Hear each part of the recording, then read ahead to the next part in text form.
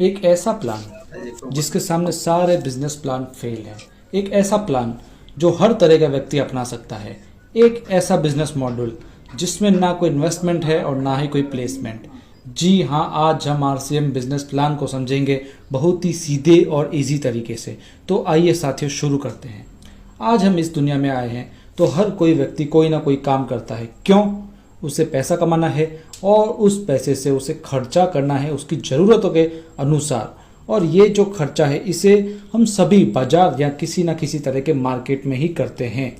अब ये जो मार्केट है इसमें हम सभी एक ग्राहक हैं, एक कस्टमर हैं और हम सामान लाते हैं। अपने घर का जो सामान लाते हैं आसपास की दुकान से लाते हैं या रिटेल में लाते हैं, जो भी रिटेल का सामान बेचता है। अब ये रिटेलर क्या अपने घर में सामान बनाता होगा? जी नहीं, ये आगे से किसी होल सेलर से सामान लाता है और ये होल सेलर भी अपने घर में सामान नहीं बनाता है, ये भी आगे डिस्ट्रीब्यूटर से सामान लाता है और ये डिस्ट्रीब्यूटर भी अपने से भी आगे C&F एजेंट से सामान लाते हैं, जिनके फैक्ट्री से सीधा कनेक्शन होते हैं जहाँ पर सामान बनता है।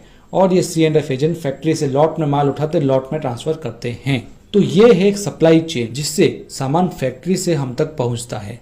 इसे ट्रेडिशनल मार्केट भी कहा जाता है क्योंकि ये सिस्टम सदियों से चलता आ रहा है। अब इसमें यदि हम गौर करें तो फैक्ट्री में कोई 50 रुपए की चीज़ बन रही है तो क्या वह हमारे तक आते आते 50 की रहेगी? जी नहीं, उसकी रेट 2 गुनी या उससे ज़्यादा भी हो सकती है। क्यों? क्योंकि ये जो फैक्ट्री और कस्टमर के बीच बिचौलिए बैठे हैं ना, ये अपना अपना मार्जिन लेते हैं और कम से कम बिचौलिए 20% मार्जिन ले जाते हैं। और कंपनी अपने प्रोडक्ट के प्रचार के लिए भी विज्ञापन करवाती है जिसमें बड़े बड़े सेलिब्रिटीज़ को करोड़ों रुपए दिए जाते हैं विज्ञापन के लिए, जो हम अक्सर टीवी में देखते हैं। तो कम से कम 30% पैसा विज्ञापन पर भी चला जाता है। तो 50% पैसा हम एक्स्ट्रा दे रहे हैं हर एक सामान पर, जो कि हमारी जेब से लग रहा है। और ये जो बीच वाले हैं ये अपने लालच के लिए कंपनी के सामान में फेर बदल भी कर सकते हैं या मिलावट भी कर सकते हैं। यानी हम तक सामान महंगा भी आ रहा है और शुद्धता की भी कोई गारंटी नहीं है।